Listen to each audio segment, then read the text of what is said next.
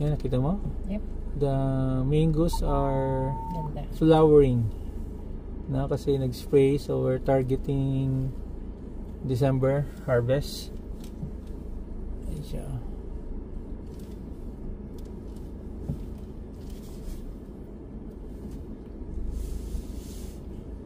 Akala namin may mga areas dyan na medyo mga puno na parang